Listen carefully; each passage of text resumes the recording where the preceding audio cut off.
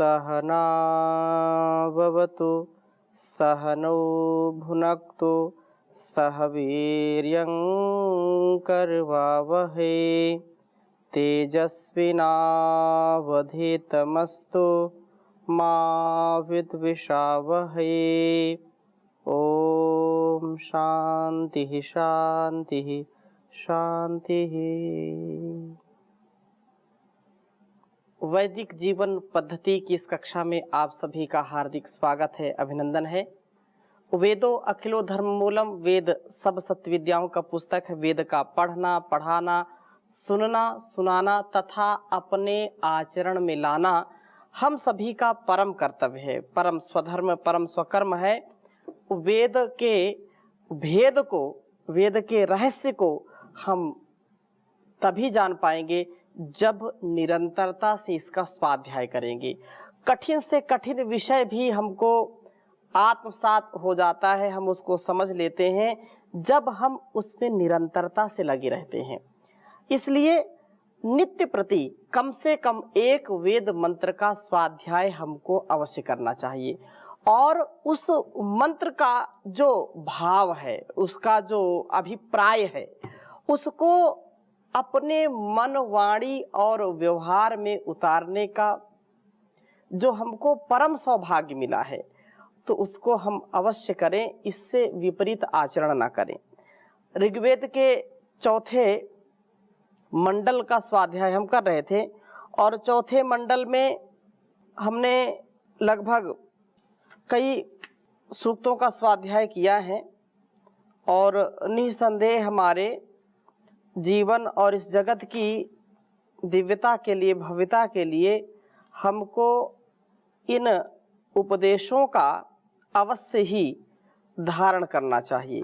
जो अपने इस दिव्य जीवन में दिव्य कर्मों का अनुष्ठान करते हैं वे वास्तव में यज्ञी बन जाते हैं। उनका जीवन बहुत ही सुगम, सहज और सरल बन जाता है। तो 45वें सूक्त को हमने पढ़ा था और ऐसे तो सभी मंत्र बहुत ही सुंदर हैं, परंतु जो अत्यंत हमारे लिए सरलता के साथ हमारे बोधगम्य हमारे लिए, उनको हम पढ़ते हैं।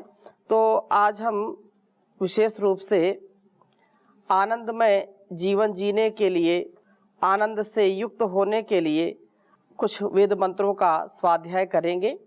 तो 48वें सूक्त को आपके सामने मैं रखता हूँ और इस 48वें सूक्त में भी मन का नियमन तथा अपने जीवन को ब्रह्मचर्य से युक्त करने की विशेष शिक्षा दी गई है।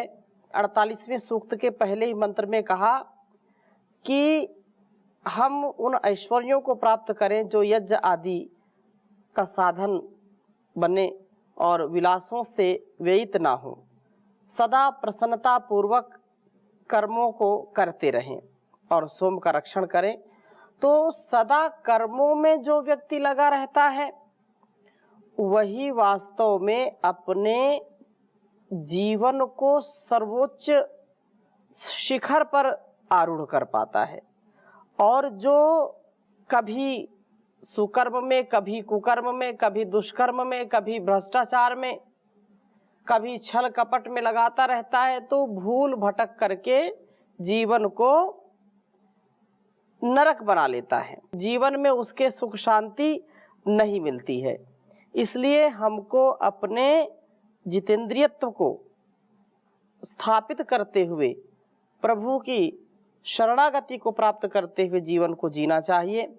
तो वेद मंत्र छोटा है लेकिन बहुत ही महनी है, इसको लिखता हूँ फिर चर्चा करूंगा आपके समक्ष। ओम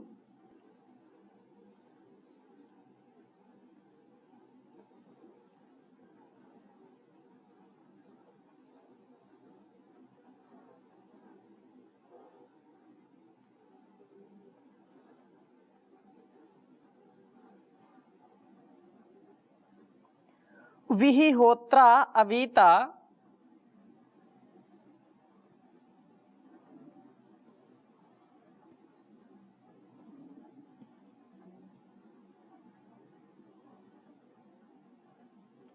विहि होत्रा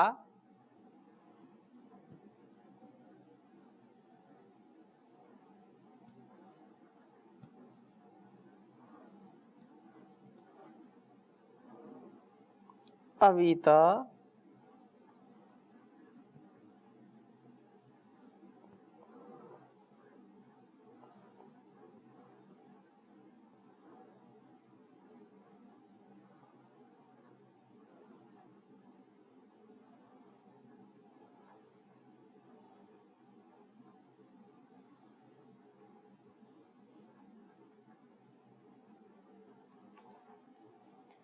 विपो न रायो अर्यः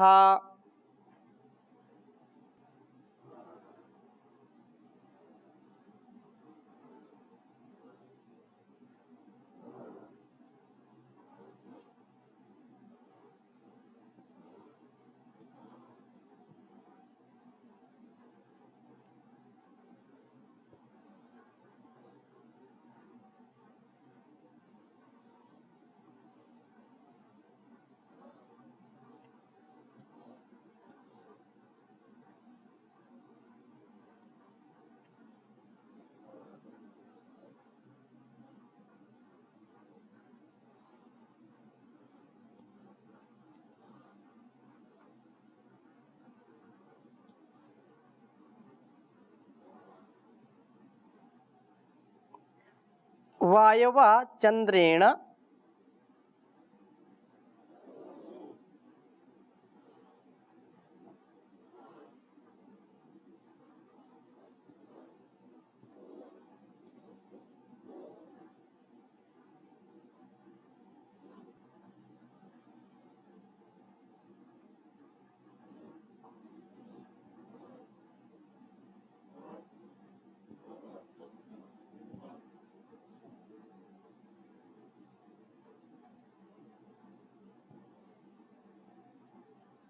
रथेन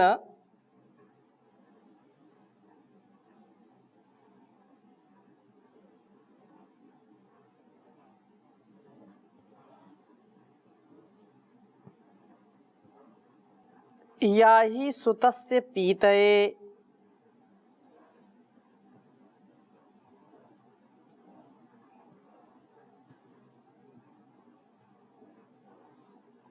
याहि सुतस्य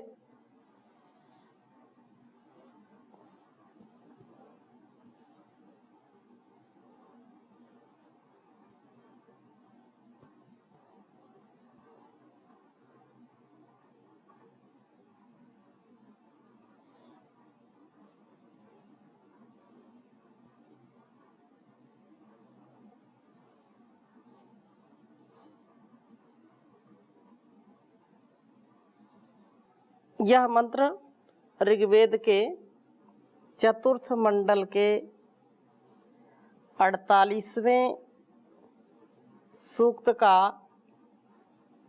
पहला मंत्र है। ओम वीहि होत्रा अवीता विपो नरायो अर्यः वायवा चंद्रेण रथेन याहि सुतस्य पीतये। ओम विहि होत्रा अवीता विपो नरायो अर्यः वायवा चंद्रेण रथेन याहि सुतस्य पीतये। बहुत ही सुंदर भाव इस वेद मंत्र का। विपह न, शत्रुओं को कंपित करने वाले एक पुरुष के समान। अर्यः, जो अपना स्वामी होता हुआ, जो प्रत्येक परिस्थिति में जो कुटिल हैं, जो दुष्ट हैं, जो क्रूर हैं, जो मानवता के शत्रु हैं, ऐसे लोगों को कंपित करता है, ऐसे लोगों को भय प्रदान करता है। ऐसा भय प्रदान करने वाला जो एक पुरुष के समान अर्यः अपना स्वामी होता हुआ, तो होत्राहा, होम साधिका, यज्ञों को सिद्ध करने वाले पविताः, जिनका विलासों में व्यर्थ ही व्यय नहीं हुआ, ऐसे रायः ऐश्वर्यों का वी ही उपभोग कर। संसार में अत्यंत विलासिता का जो प्रभाव हम देखते हैं, उसमें सबसे मूल बात यह है कि क्षणिक सुख के लिए लोग दीर्घ काल के दुख को भूल जाते हैं। कहने का आशय क्या है? सुख जो भौतिक है, चाहे स्पर्श का सुख हो, चाहे रूप का हो, रस का हो, गंध का हो,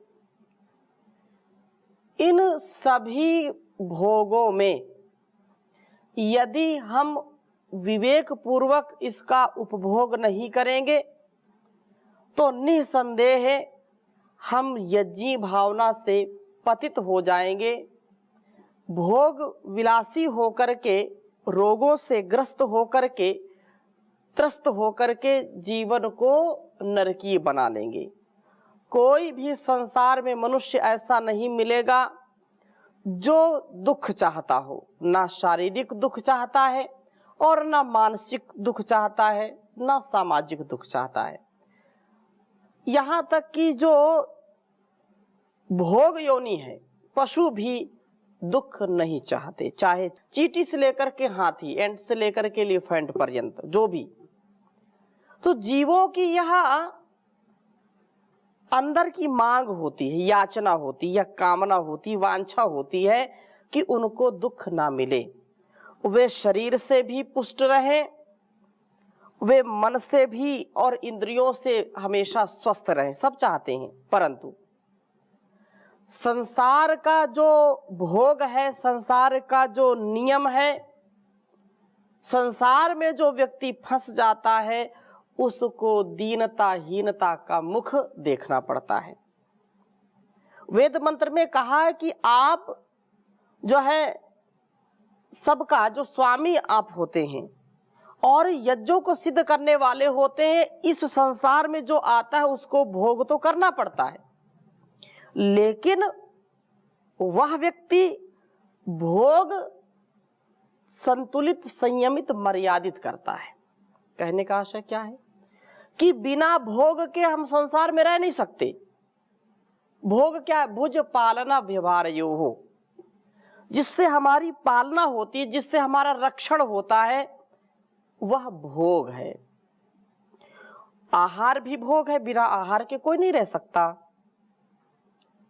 फिर आंखों को बनाया ईश्वर ने देखने के लिए, कानों को सुनने के लिए, रसना को रस चखने के लिए, नासिका को सूंघने के लिए और त्वचा को स्पर्श के लिए। ये भी भोग है, इनसे भोग भोगते हैं। कोमल वस्तुओं का प्रयोग, कोमल कोमल गद्दे पर बैठना, बिछावन पर बैठना कितना अच्छा लगता है। आंखों से सुंदर सुंदर रूपों को देखना, अच्छे दृश्य देखना कितना अच्छा लगता है। कानों से शुभ या मन मर्जी या मन का जिसमें जुड़ाव है, ऐसे शब्दों को सुनना सबको प्रिय लगता है। रसना से चखना सबको अच्छा लगता है। परंतु इन सारे व्यवहारों को करते करते भी जो उसमें फंसता नहीं है, जो अपने विलासों में व्यर्थ ही अपने सामर्थ्य को खर्च नहीं करता, तो ऐसा व्यक्ति रायः, यहां पर कहा है रायः, ऐश्वर्यों का वी ही उपभोग करता है। और वह उपभोग कर ऐसा आदेश भी देता है, ईशावास्यमिदं सर्वं यत् किंच जगत्याम जगत तेन त्यक्तेन भुंजीथा मा गृधा कस्वित् धनम। हम संसार में न कुछ लेकर के आए हैं, न कुछ लेकर के जाएंगे। आए हैं अपने अच्छे और बुरे कर्मों की पूंजी लेकर के, अच्छे और बुरे संस्कार लेकर के, और यही सच्चा अच्छा कर्म हमारे साथ जाएगा और उसी के अनुसार हम भोग भी भोगते हैं। कोई भी व्यक्ति हो, अपने ज्ञान के स्तर से, चेतना के स्तर से वह किसी को गलत समझता है, किसी को अच्छा समझता है। किसी वस्तु में उसकी आसक्ति, व्यक्ति में आसक्ति, स्थान में आसक्ति है, और किसी से अनासक्ति, किसी से राग है, किसी से द्वेष है। राग और द्वेष से, आसक्ति अनासक्ति से हम कैसे बचें? इसका उपाय है ज्ञान पूर्वक जीवन को जीना। और इस साधन का, शरीर एक साधन है, इस साधन का सदुपयोग करना, इस संसार का भी सदुपयोग करना, दुरुपयोग नहीं करना। ये जीवन और यह जगत, यह शरीर और यह संसार किस लिए मिला है? हमको साधन के रूप में मिला है। तो साधन हम अच्छा अपना बनाएं, काम आदि शत्रुओं को कंपित करके, जितेंद्रीय बन करके उन ऐश्वर्यों को यज्ञ आदि उत्तम कर्मों में ही व्यय हो। हमारे शरीर और मन, मानसिक और शारीरिक सामर्थ्य जो ईश्वर से मिलते हैं, उनका व्यय उनको हम कहाँ लगाएं?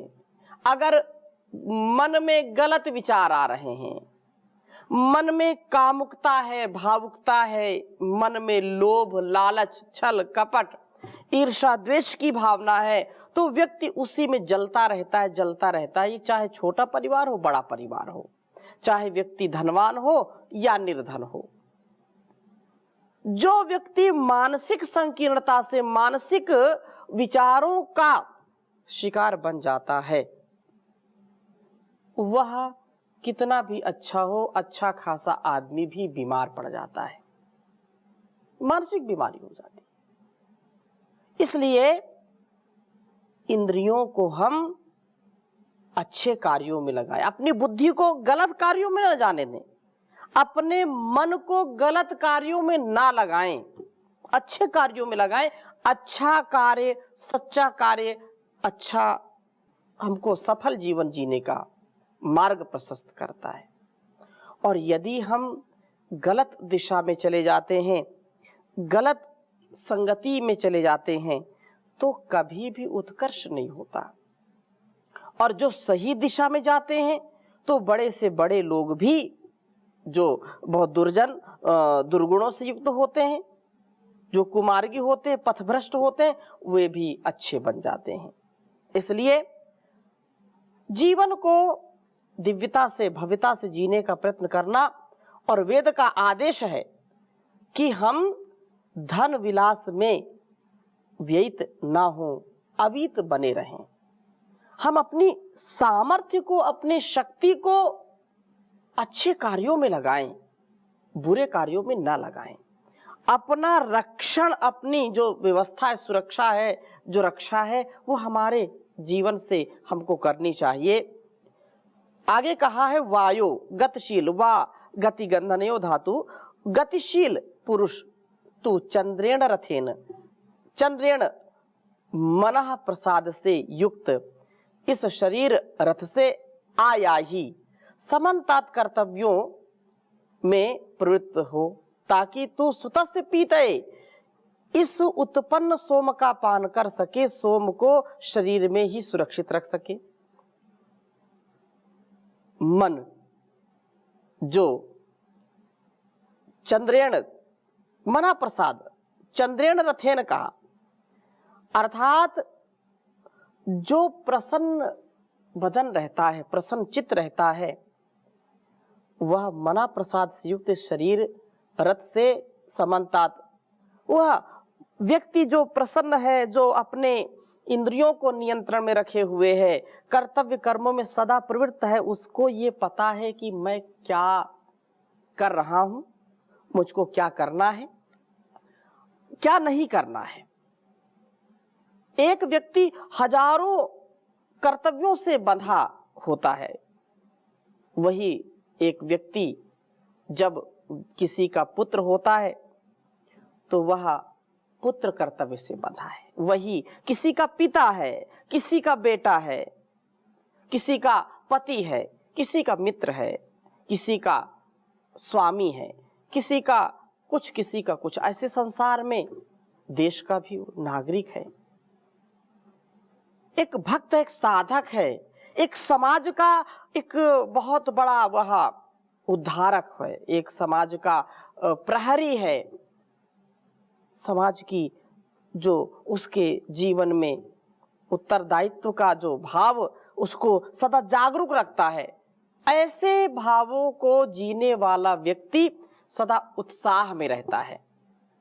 और ऐसा उत्साह जो मना प्रसाद कहा कि प्रसादे सर्व दुखानां हानि सोपजायते प्रसन्न चेतसो ह्यासु बुद्धि पर्यवतिष्ठति।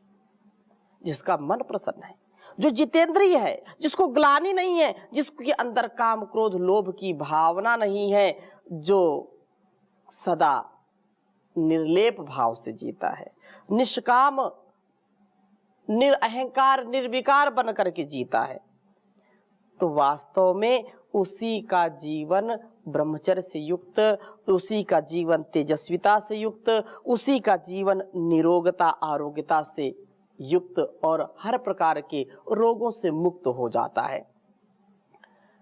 तो ये वेद मंत्र का संदेश है कि हम उन ऐश्वर्यों को प्राप्त करें जो कि यज्ञ आदि का साधन बने, विलासों में खर्च ना हो, सदा प्रसन्नता पूर्वक कर्तव्य कर्मों में लगे हुए हम सोम का रक्षण करें। कुछ लोग कर्तव्य का निर्वहन करने में बहुत कष्ट मानते, ओहो ये तो जीवन बड़ा कष्टमय है, ये परिवार ये बड़ा कष्टमय है, ये पति धर्म, पत्नी धर्म, माँ का धर्म, बेटा का धर्म, पिता का धर्म बड़ा कठिन है, गुरुकुल में पढ़ना बड़ा कठिन है, फिर बाहर घूमना कठिन, अलग अलग प्रकार से लोग व्यापार करना किसी को कठिन लगता, कार्य वही करेंगे लेकिन अलग अलग प्रकार से दुख दर्द ऐसा दिखाएंगे कि लगता है कि वास्तव में इनको इस कर्म से बड़ी घृणा हो गई। ऐसा कभी नहीं विचार करना चाहिए। हम जिस कर्म को करें उसमें पूरी निष्ठा रखें, पूरे प्रसन्न चित्त होकर के करें। यदि झाड़ू भी लगा रहे हैं तो वो हमारी पूजा है, यदि हम सूत्र भी याद कर रहे हैं तो हमारी पूजा है, हम किसी को भोजन करा रहे हैं वो हमारी पूजा है, किसी रोगी को हम, किसी रुग्ण को हम स्वास्थ्य दे रहे हैं, उसकी सेवा कर रहे हैं, उसको औषधि दे रहे हैं, तो ये हमारी सेवा, हमारा कर्तव्य है। हम राष्ट्र के प्रति स्वयं जागरूक हैं, राष्ट्र के नागरिकों को जागरूक करते हैं, उनकी सेवा करते हैं, समाज की सेवा करते हैं, परिवार को टूटने नहीं दे रहे हैं, अपने दिलों में, अपने मन में किसी के प्रति ईर्ष्या द्वेष की भावना नहीं पनपने दे रहे हैं, तो यह भी यज्ञी भावना है। और ऐसा जो निष्कलंक जीवन जीता है वही वास्तव में इस जीवन को उन्नति की ओर ले जाता है और उसी का जीवन सोम रक्षण से युक्त होता है। कोई क्रोधी, लोभी, लालची व्यक्ति, ज्यादा जो भोजन भट्ट जिनको कहते हैं, वो केवल भोजन के चक्कर में पड़े रहते हैं, ऐसे लोग, और जो जितेंद्रियता नहीं जिनके अंदर, जो इंद्रियों के दास हैं, वो कभी भी प्रसन्न नहीं रह सकते। इंद्रियों के दास सदा उदास। इसलिए हम इनसे बचें और नित्य कर्मों को आनंद के साथ, उत्साह के साथ करें। तो ऐसी भावना के साथ आज की कक्षा को यहीं पर विराम देते हैं। शेष चर्चा अगली कक्षा में पुनः करेंगे। ओम शांति शांति शांति।